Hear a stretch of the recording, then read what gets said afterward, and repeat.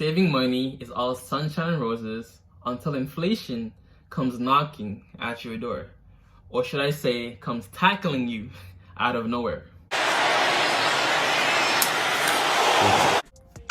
Alright, so boom, wagwan, bro. Welcome back to another installment of Edutainment, the place where you're laughing, being entertained, but most importantly, where you're learning something that you can apply to your own personal life and make it better. How are you lot doing today? Say it with me.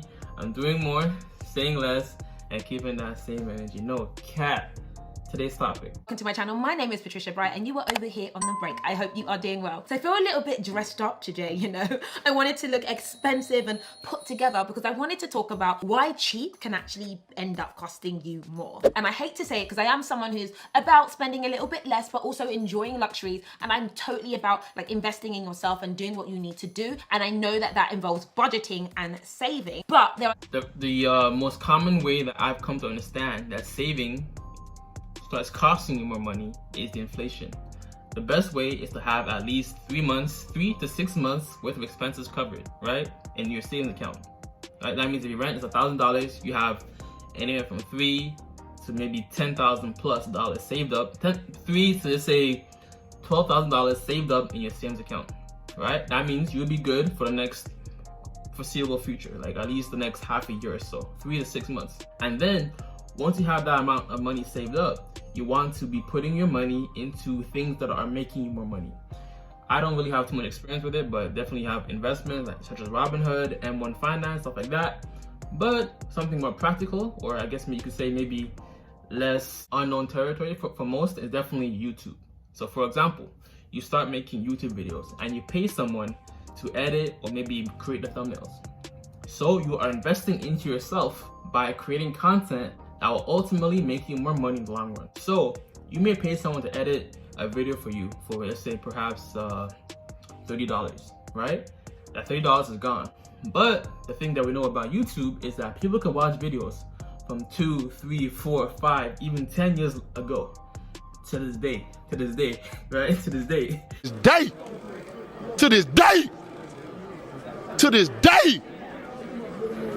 So you are investing into a habit or a side hustle that will make you more money in the long run.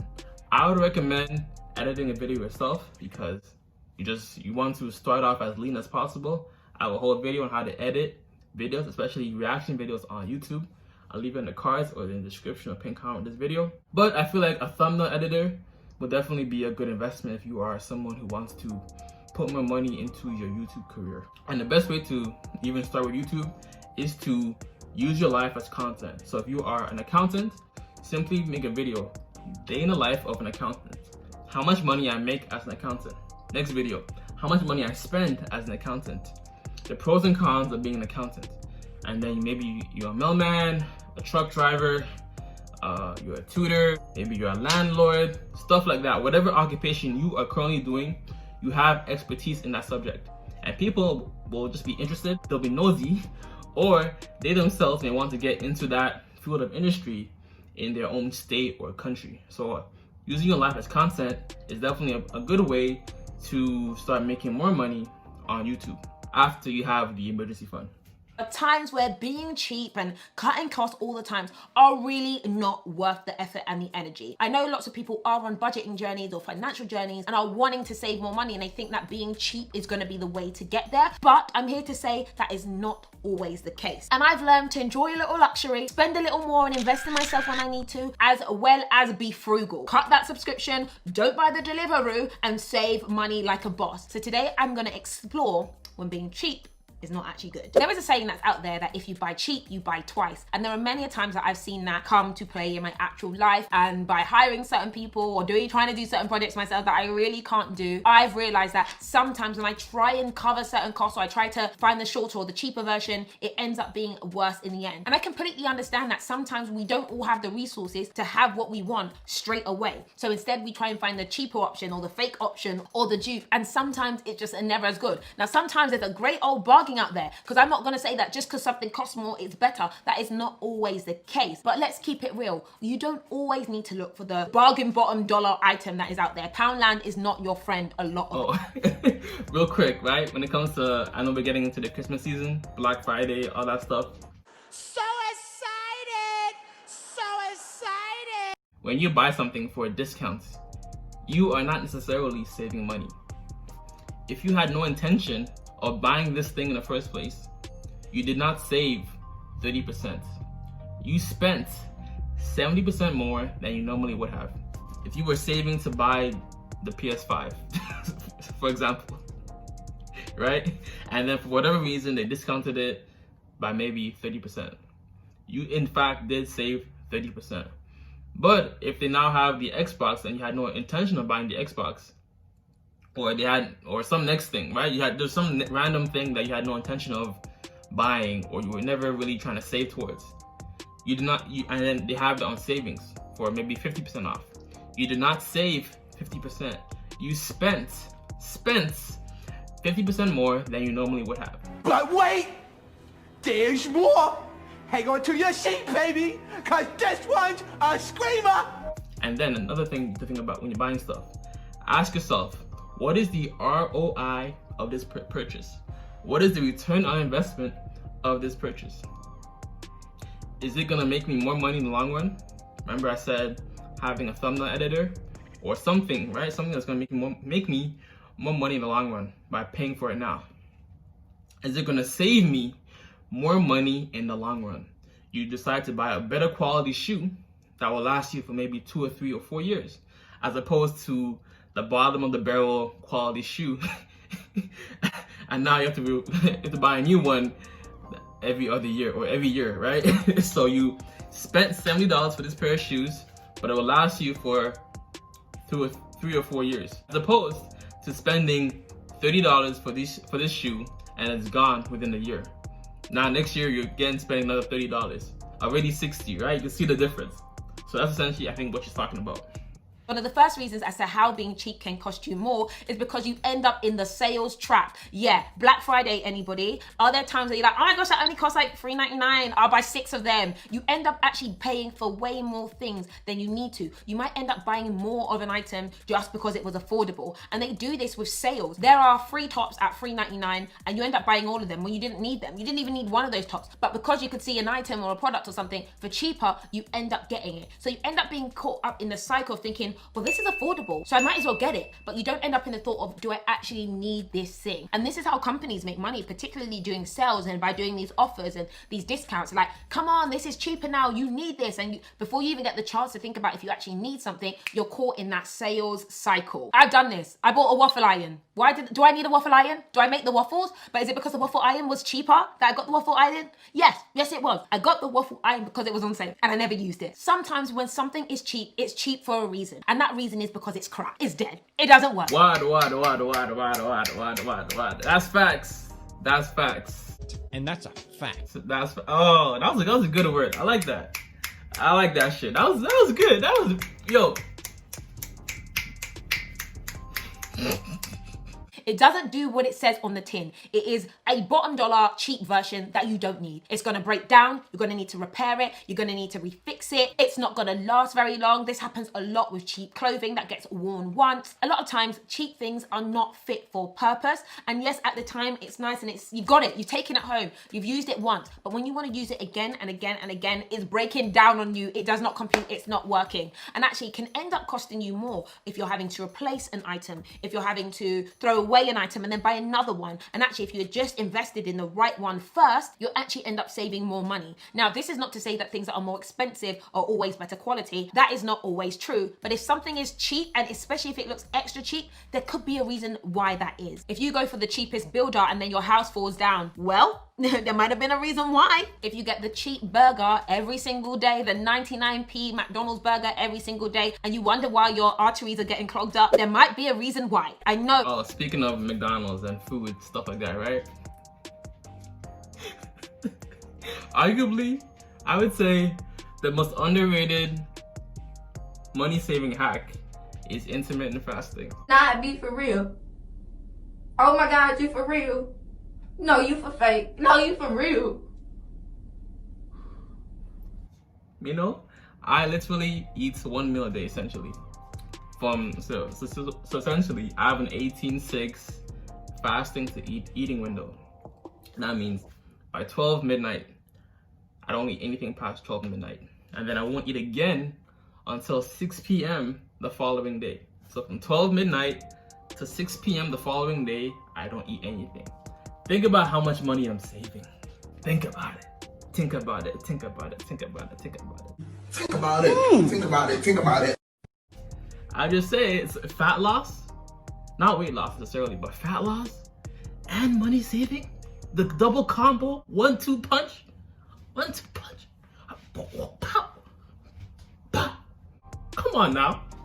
Come on. People really want to bargain quite consistently, but there is time where quality does matter, and you can associate certain qualities to price. You got that shirt for £1. £1. No wonder there's a hole in it after one wash. The money that you might have spent on the cheap item and multiple times of replacing it or getting another one, all these cheap items, you might have ended up getting on one really good quality item. I know that sometimes people want more, but sometimes less is more, particularly if it is of a higher quality. As they say, quality over quantity. I think this is a psychological aspect, but sometimes when you pay more for something, you care about it more, you look after it more, and it lasts you a lot longer. However, sometimes when you buy something that's a bit more cheaper, like because you know it was cheap, you don't feel the same level of sentiment towards it. I know I'm like this with like some of my cheaper handbags. I like throw them around, I lose them, and like, oh, where's it gone? Like, but I wouldn't do that to my expensive things. When I have my expensive things, I look after them. They are pristine, they're in a box, they get looked at, they get the love that they deserve. And maybe that's just the way I am as a person, but I do think there's an aspect of when you've really worked hard for something, you've invested in it, you've paid for it, it's actually had there's been a little bit of pain to get that thing,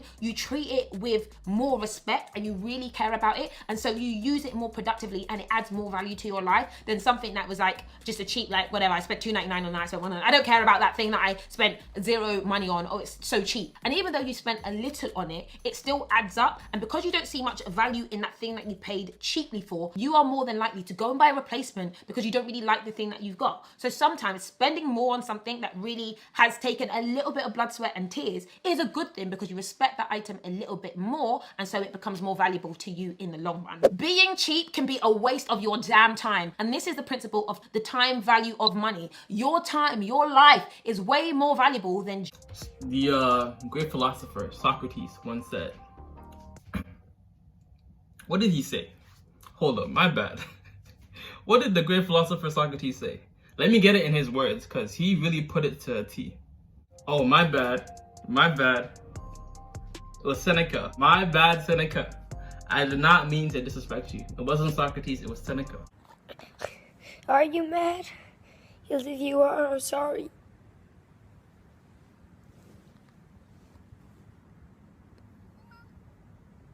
Seneca says, it is not that we have a short time to live, but that we waste a lot of it.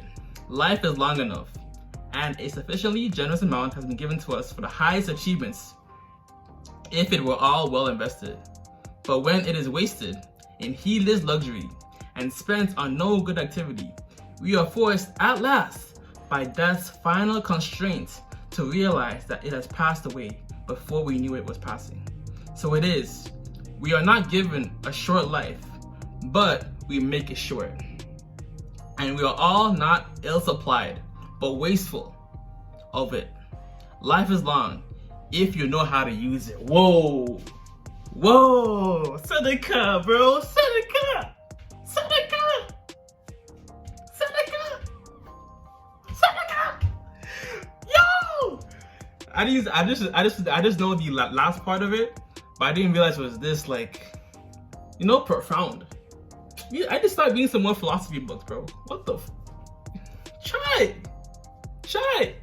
So sometimes it is better to just pay for something and save your time than spending an extra 2-3 hours on the thing just to save money. Depending on where you are in life, right? The more money you have, the more time you can save as opposed to, you know, spending the money on it. So is it worth it to build out a Kia set? Or can you spend money? Can you pay someone to do it for you? Depending on where you are in life, your current financial status, and your knowledge of handyman or Bob the Builder, you know what I'm saying? Are you a handyman or Bob the Builder? I'm Handy Mandy, and I'm here to fix your... Bob, you trying to take my business, little nigga? Depending on where you are in life, it may make more sense to pay someone than to spend time building the contraption. Shout out to Seneca, man. Shout out to Seneca.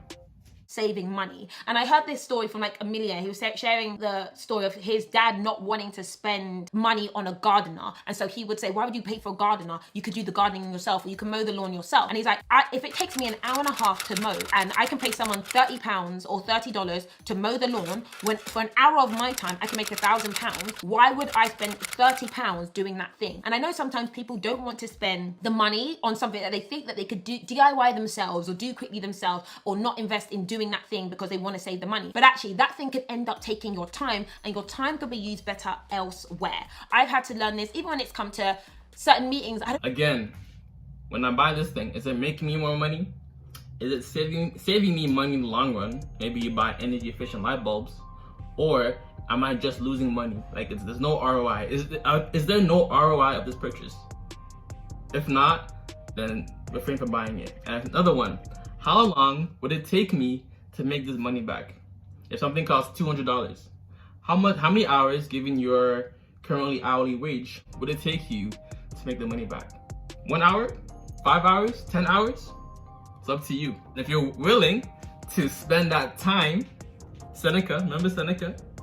Then just know enough time has been given to us sufficiently. I need to be at absolutely everything. There's far more other ways that I could be using my time that are more productive. And actually I'm losing out on money by doing this thing that's taking up my time. Sometimes just pay for it. Pay the experts, pay the professionals, pay the person who's better at doing something than you are doing, so you can use your time effectively elsewhere. I actually think sometimes that being cheap can cost you more in the way it makes you feel about yourself. And I think this is all about mindset. I think sometimes when you're always being really cheap, you have a mindset of there isn't enough, you have a mindset of there's lack. And I think it's really important to have a mindset of abundance. There's always enough. If you can be creative enough, if you can be productive enough, you will have options. Don't minimize yourself when you don't need to. Of course, be within your budget. Abundance.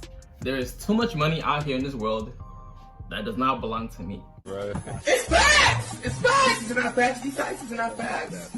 It's not facts. It's facts! Even in your dating life, right? Because as a man, I get rejected a lot, just because, women don't approach. There's an abundance of women out there in the world. If she does not reply to my text, done. She flakes on me, done. Doesn't kiss me on the first date, my preference. I want a woman with high interest, not moderate or low interest. Done. That's just my opinion. Y'all may have it different, but based on my experience, I've gone on several hundred dates in my short time period here on life, and I can tell certain nuances, certain body language, certain body behaviors of women that are feeling me. It just vibes. So again, ask yourself, there's too much money out here in this world that does not belong to me. And it's not just for selfish reasons, but that I can also give, once I have it, towards causes and charities that I believe in, or invest in people that I believe in, Be wise, but don't feel like there isn't enough, so it's gotta be cheap. And it can cost you from your peace, your mindset, and even your relationship. If you're always frugal, if you're always cheap, if you're not giving, if you're not living abundantly, it can actually impact the people around you. And I know life is hard sometimes, but it's important to have moments that you enjoy. Invest in yourself. If you wanna get that, 3-course meal, get that meal. I'm not saying every day, but get it. You saw that suit, you saw that jacket, you saw that thing.